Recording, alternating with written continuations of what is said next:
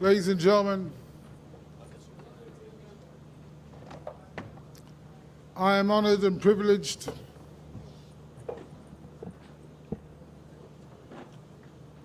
to welcome to the stage the U.S. Undersecretary of Defense for Policy, the Honorable John Rood, who will now hold a conversation with the conference chair, Major General Amos Gilad. Amos? If you don't. Amos?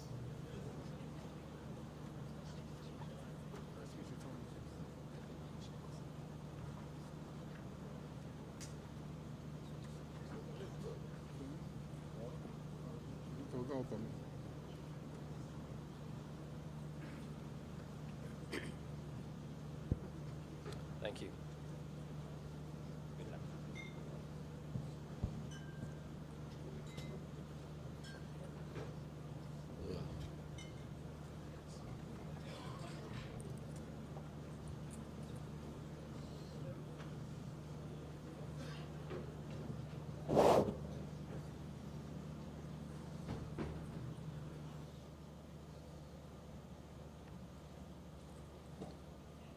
Thank you.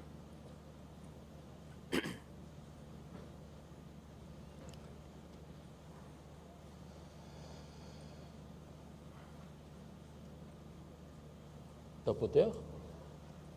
Oh, we can begin. Okay.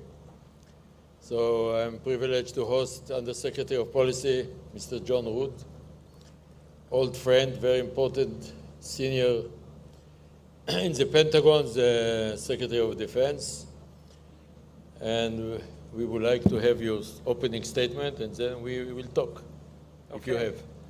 Well, first of all, Amos, it's great to be here at Herzliya with you. Amos talked to me about coming a year ago, and my schedule had a last-minute change that I wasn't able to be here, and so it's fantastic to be here because I've heard so much about this conference. And with the lights in my eyes, you would be surprised. You're all nameless, faceless blobs at the moment, but I saw a lot of good friends and colleagues in the audience that I've known for a number of years. Here, as we gather, it's a particularly consequential time in the security environment here in this region, but also globally. And one of the things that I find particularly challenging in my role at the Defense Department is looking at the global environment. And in my lifetime, this is the most dangerous and uncertain it has been. The biggest muscle movement, if you will, or concern that we have is the return of great power competition around the world. When you look through the history books, actually this is very much the norm over the centuries. But in recent years, really since the fall of the Berlin Wall, we've gone through an unusual period, probably for some 3 decades, in which we didn't have this specter of conflict amongst the largest, most powerful militaries in the world. But that has unfortunately returned, and we see competition across the globe. And we did a national defense strategy about a year ago in the Defense Department. And as we looked at that environment, we realized that for the last 20 years or so, since September 11th of 2001, we in the Defense Department had been very focused on the threat from terrorism. And the threat from terrorism remains a very great concern of ours, and we're engaged around the world combating it.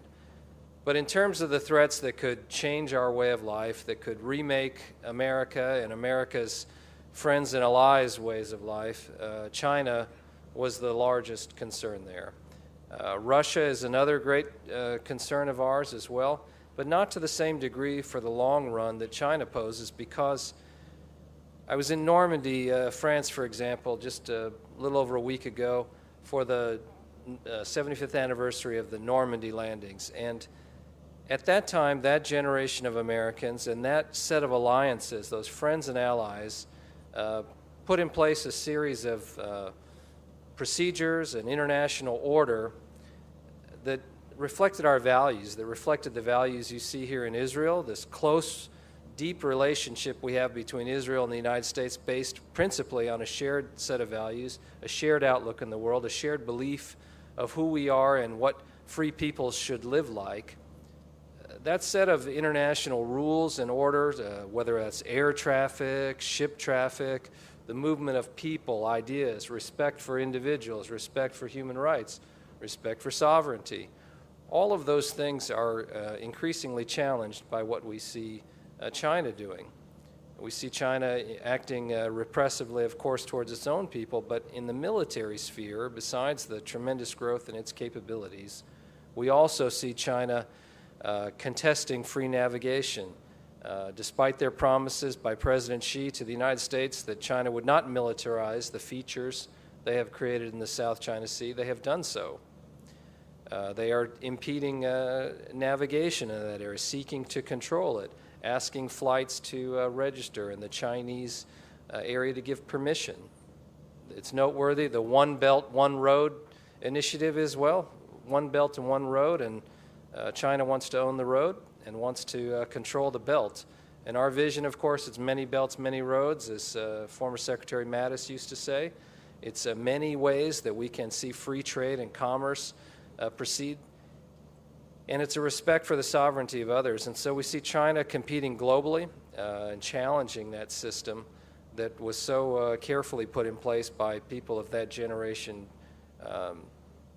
Russia is another concern, but not as much of a long-term concern. We see tremendous lethality in the Russian capabilities. We see them competing for influence, and the Middle East and Syria is the primary area where Russia is trying to reestablish itself as a global power broker. And of course, that's not limited to Syria. That affects the security of our friends and allies here in Israel. It also affects our relationship with Turkey. It affects many other things more broadly at NATO. But we're also concerned, and this is very much our current focus, about the current situation with Iran.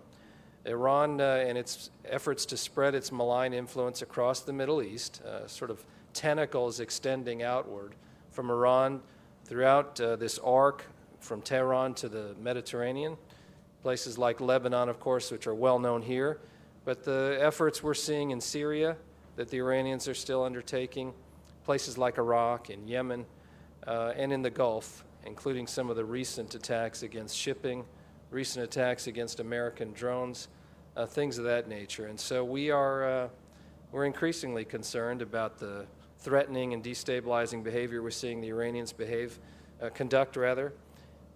And so I think that's a very near and present challenge that we share very closely with Israel. And I think our outlook on the region, having spent the past day in conversations, or 2 days rather, with our Israeli counterparts at the government-to-government level, the Ministry of Defense and others, I think our outlook on the region is very similar. These are shared challenges and ones that we're collaborating very effectively. And I can say for the defense relationship with the State of Israel, I'm very proud of how strong it is. A lot of people like Amos have spent many years building that, but today we're trying to add even additional areas to the bandwidth, if you will, and continue to strengthen that cooperation, and I'm very pleased about the direction. I would like to share with the audience I've served in the IDF combined with the Ministry of Defense 4 decades. And our unique relationship and cooperation based on bipartisan support by the Congress of the United States, American people, by the President, by the Pentagon, I'm considering it as a major pillar in our national security. I cannot, based on long experience, cannot imagine our national security without unique partnership and friendship with the United States, and especially with persons and leaders like John Rood. That his official title is Under-Secretary of Policy in the United States system is very important job that covering the whole world, even the outside the world. So I would like to ask you, with your permission, how do you see the prospect to prevent or to preempt or to cope with the Iranian threat, namely to get nuclear plus binding wing in Lebanon, so-called Lebanon, which is Hezbollah, Syria, and Golan Heights, subversion, terror all over the world. And now there is tension between U.S. and Iran. How it will end? And do you think the Iranians will ever give up the vision of nuclear weapon? And what we need to do? Now, you do realize almost usually I'm the one asking you those questions, and you're explaining to me how we should approach this, but I'll do my best here. First of all, I think we have to recognize the scale of the challenge. The fact that the Iranians announced today that they had breached the JCPOA limits with a nuclear program shows that nuclear program continues, those capabilities. Iran has put in place over a long period of time, and we didn't get here in the last year or the last month. Iran, over a longer period of time, has built a substantial base of capability in their nuclear program. Of course, due to the good work of people here in Israel and our intelligence services, we're aware that the Iranians in their history have pursued nuclear weapons.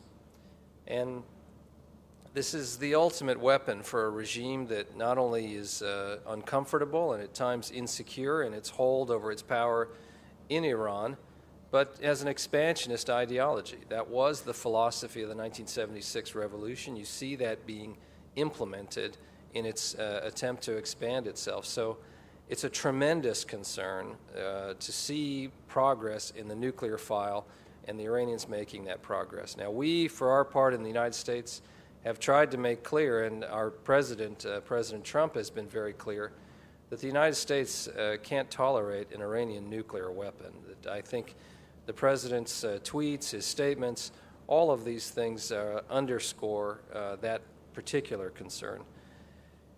Now, for a time in previous administrations, they negotiated the JCPOA. President Trump made the correct decision to withdraw from this agreement. But we're now facing a situation where Iran is testing the limits of that. I think the future of the JCPOA is on very shaky ground because the Iranians are challenging it in a way I think the Europeans will find very difficult to sustain it. But progress towards that capability, one, we have to keep up the pressure, and you've seen the United States implement a maximum pressure campaign. And I will say in the economic sphere, this is an unprecedented level of economic pressure. I underscore that word, unprecedented. Truly, many multiples of the type of economic pressure that has been imposed on the Iranians before.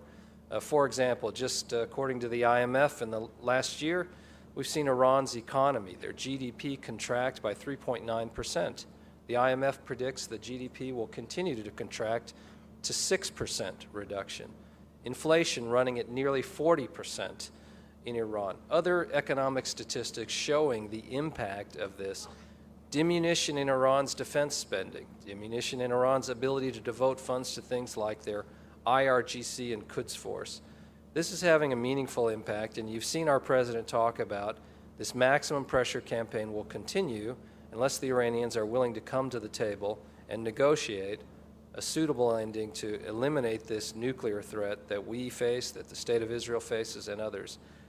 I do think this is the approach that has the best odds of getting the Iranians to the table is to create enough pressure such that they feel compelled to do that. I don't know whether they will take advantage of that, though, and the reason being this is a long-standing concern. The regime seems very committed to this pursuit, but we'll test that over time. In the absence of that, we do have to be serious. The IAEA is following up. Other states, we need to internationalize the pressure with the Iranians to a degree that it doesn't exist today. While the United States and others have put tremendous pressure on the Iranians, that pressure can be increased even more. And we need to make it simply untenable that they can pursue this nuclear weapons capability that they had previously pursued. So there are other aspects of Iran's behavior that concern us very much, as you know. You mentioned the support to Hezbollah, their activities in supporting terrorism, arbitrary detention of Americans. There's a very long list of concerns that we have, but through this greater pressure, we reduce the fuel for these Iranian illicit activities. And if we can build more international support, I think it will put more pressure. And then in the military area, in the defense area, you've seen us, in response to the threat stream that we've observed here in recent weeks, deploy additional U.S. capabilities to the region, additional abilities to conduct intelligence, surveillance, and reconnaissance, additional strike assets, things like F-22s, F-35s, deployment of the Abraham Lincoln Carrier Battle Group, B-52 deployments. We're trying to make it clear to the Iranians that their destabilizing activities should not cross a red line of targeting Americans or our soldiers in any way. what is the feasibility, in spite of the declaration of the President Trump, is very clear. He's keeping saying, United States is not interested in war with Iran. But on the other hand, Iran will never, at least what I think, will not change its nature. So what is the feasibility for military coalition against the policy or against the attitude not to be involved in confrontation with Iran? Because we know this area. There is potential of many incidents and problems that might ignite. So what is feasibility? In our area, for example, the Iranians in the last conference tried to launch heavy rockets to Israel because their calculation was it would deter. If they do repeat it vis-a-vis the United States, it might be the last mistake they would have. So what is your opinion or assessment? Well, we need to clearly recognize that the Iranians have taken, and we've observed it, while I won't obviously talk about the specifics, we've had a steady stream of very credible information that we've collected that made us concerned that the Iranian threat and that they might be considering or were considering attacks on our interests and our people. And so we tried to send not only strong public and private messages to deter this behavior, to make clear to the Iranians that we would not only hold them accountable for the activities of their forces, but of their proxies, and that that they should not doubt the resolve and capability of the United States to respond. And then we backed that with, you've seen, movements of significant forces to underscore the viability and credibility of that deterrence. So while I don't think we will win over the Iranians to suddenly the regime to change its spots, the leopard to look differently, we can deter the leopard, we can deter the Iranian regime, and there I think we've had some success of late. You never like to say how permanent that would be, but we are continuing, as I sit here now, to flow forces to the Middle East based on our desire to see us reinforce that deterrent capability. So I think we have to be guarded in our assessments and modest about whether we in fact have achieved the effect that we want to produce stability, to deter the Iranian actions, to curb their destabilizing behavior.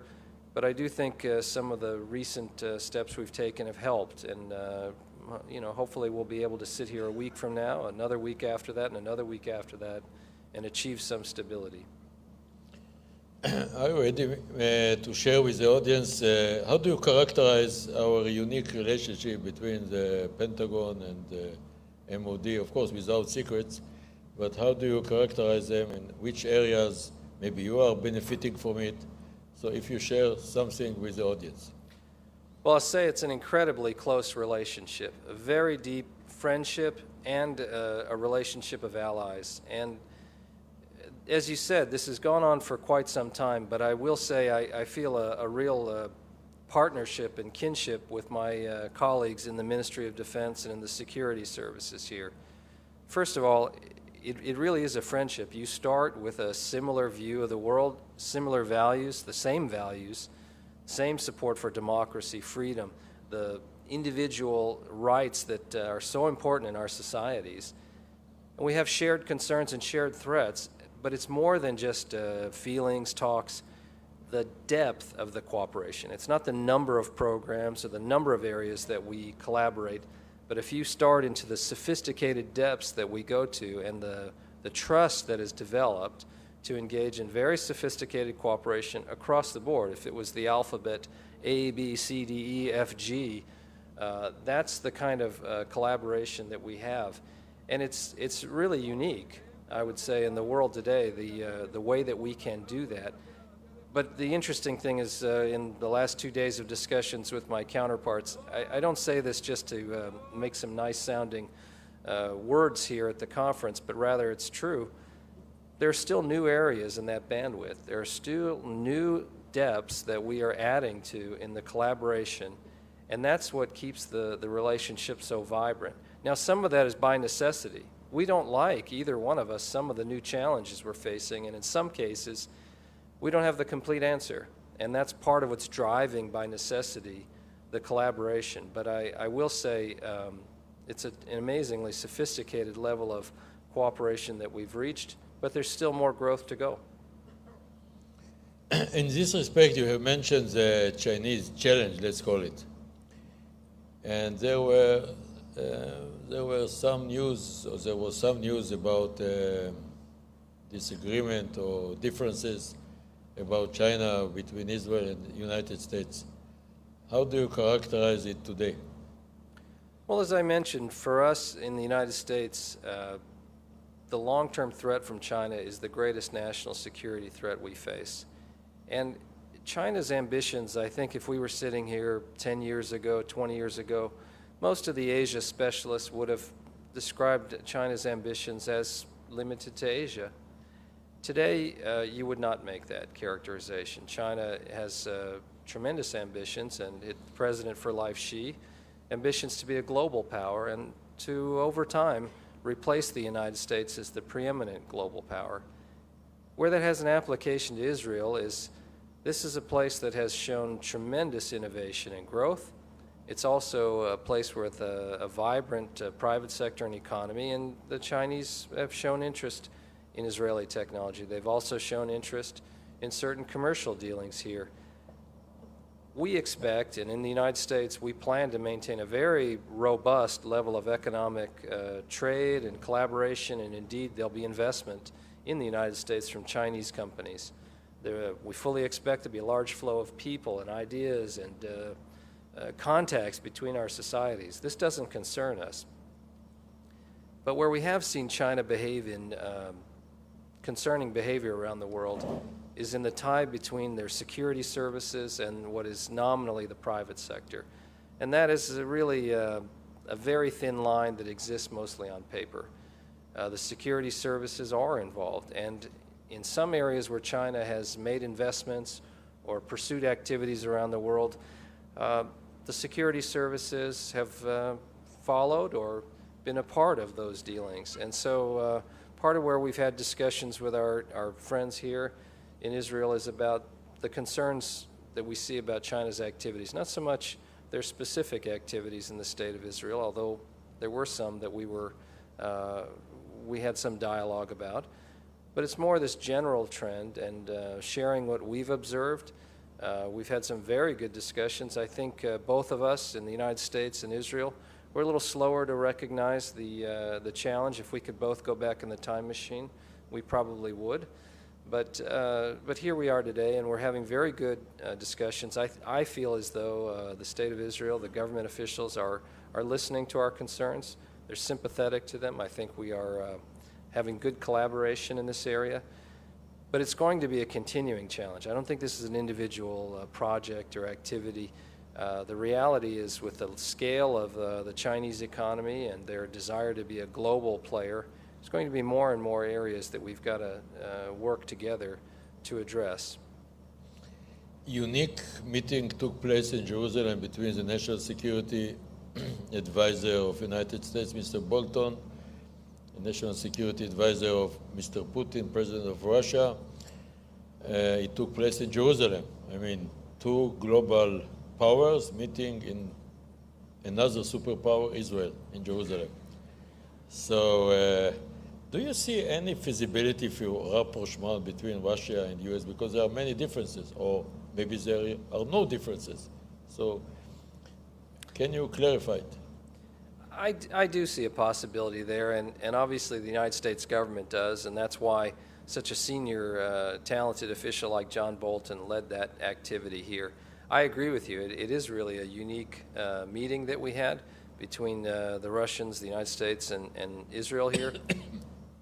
So I think there are areas when we look at our approach with the Russians in the Middle East where we think there's a possibility that there's enough overlap of our interests that this can be an area for collaboration. We'll see. That's the theory that we're testing. We're certainly very willing to do that. Witness the fact that our National Security Advisor came here for that purpose, to explore that possibility.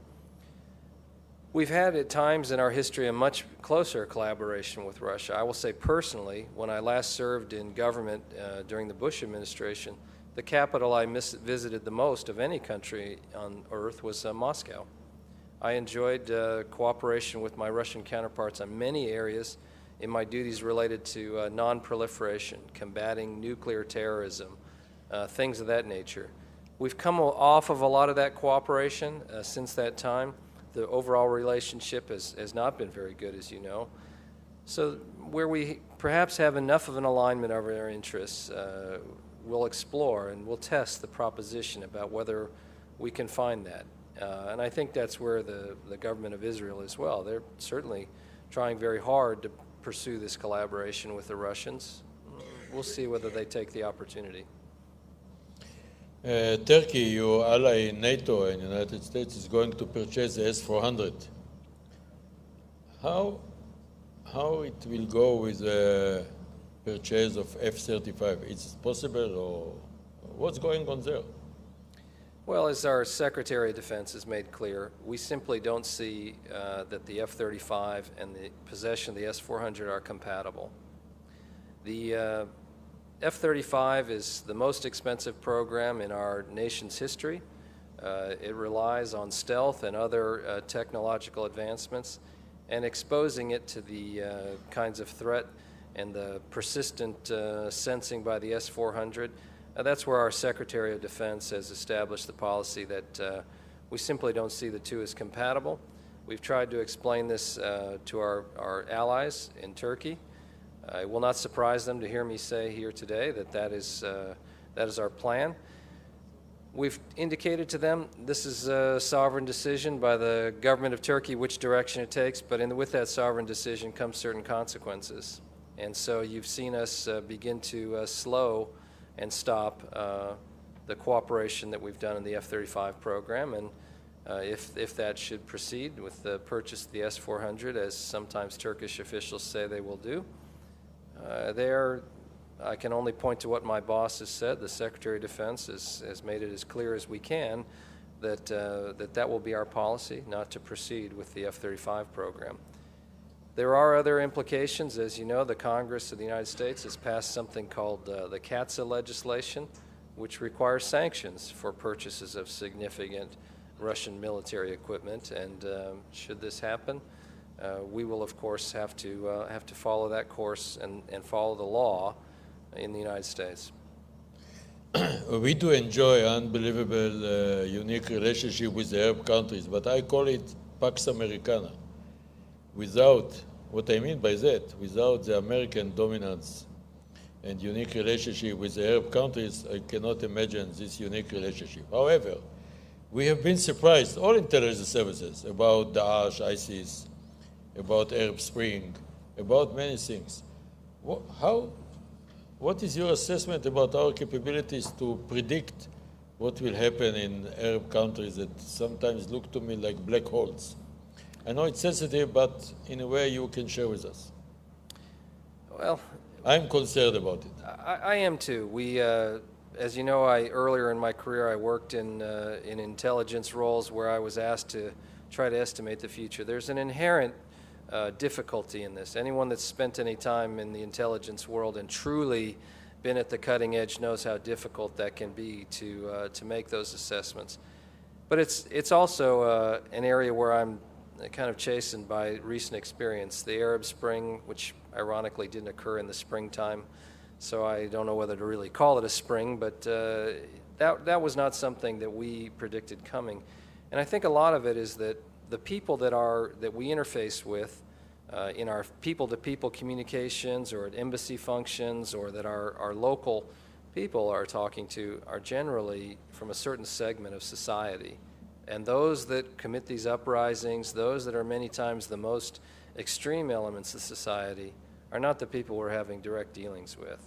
And so I think while there are technologies that help you monitor that from social media and other things, I don't think it's progressed to the point where I would say our ability, and I could be wrong, but our ability to predict those things is substantially improved. I do worry about the stability of some of our friends and allies throughout the region. It's something that we have to be concerned about, that we have to take steps to deal with, because the United States has enjoyed a broad range of very strong relationships with Arab nations and others in the area, and we have to not take those for granted. They've been critically important since the time of Franklin Roosevelt and before, but they're different today, and there are different leaders, a different generation that operates differently. We also have different situations in the United States, and so some of the exact tools won't work exactly the same way, but we can do it, and I think it's critically important. The United States led very successful coalitions that defeated Daesh, at least as a statehood. What is your main lesson about Daesh, Al-Qaeda, these terrible terror organizations, and how we need to cope with them? Well, the rise of Daesh and ISIS and the attraction of the ideology, number one of the lessons I think I take away from that is that we've had tremendous military success against Daesh. 7.7 million people. We're in 110,000 square kilometers of territory controlled by Daesh, and today that physical caliphate doesn't exist anymore. We have, first we began by shattering the caliphate, and having been to locations that were formerly under Daesh control, and seeing the regrowth of regular life and the rebirth is really rewarding. But that being said, while we have chased Daesh back into the shadows, there are quite a few members of ISIS that remain. And so one of the things that I've learned is unless you have some local governance that is reflective of the local people, it doesn't necessarily have to be Jeffersonian democracy, but I'm talking about municipal government, the ability to provide for the basic human needs of the population, and more important than aid, security. Without security, there can be no development, there can be no aid to people that truly advances their life beyond really basic human needs. And so one of the things we've learned is to work with local partners, to work by, with, and through the local partners, backed with U.S. resolve, backed with international partners who can provide expertise where necessary, can provide forceful responses that can enable local partners. But if you're working with the locals and they are able to establish this civil governance, I think it's the best long-term guide against a rebirth of the ideology. Now this is something we're testing. It's a movement. It's not a single group of ideas. And one of the areas that we felt very strongly that compelled us to act to destroy this caliphate is that to send a blow to the movement. Part of the appeal of ISIS is to say it's inevitable that there will be an Islamic caliphate established. Well, it doesn't look very inevitable right now. And they have come with all of the commitment they have, and this is a test of wheels, this is a conflict, and the caliphate doesn't exist. And so one of the messages we wanted to send is that we can destroy this caliphate, that we have the means, that we are committed, and that this barbarous ideology is not something that we will see continue to operate that way.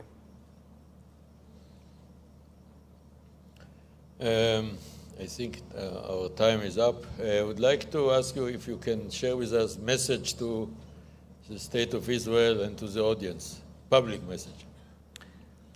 Well, first of all, that the relationship and the friendship with the United States remains as warm and, frankly, as vibrant as I have seen it during my career.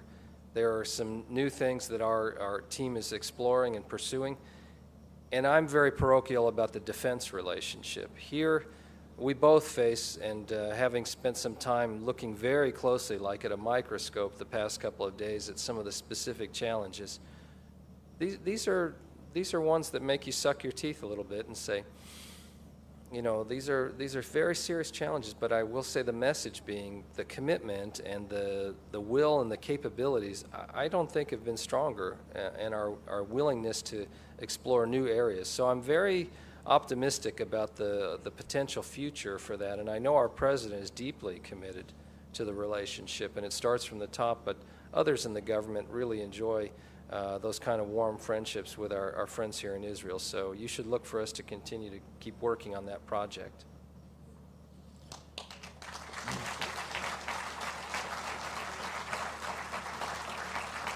Mr. Undersecretary John Rood, I would like to thank you. If it depends on me, based on my acquaintance with you, that is a matter of very long period of time, I would recommend you to get, you deserve medal of freedom of Israel. And I'm not joking. Based on your unique meeting with me, but I mean, if they know 10% what you have done for Israel on behalf of the national security interests of the United States, you deserve it. Thank you very much for coming here. Thank you. Thank you for your time, and all the best, and to be continued. Very good. We are Thank going you. to host you every year. Oh, okay. All right. Thank you, Amos. Thank you very much.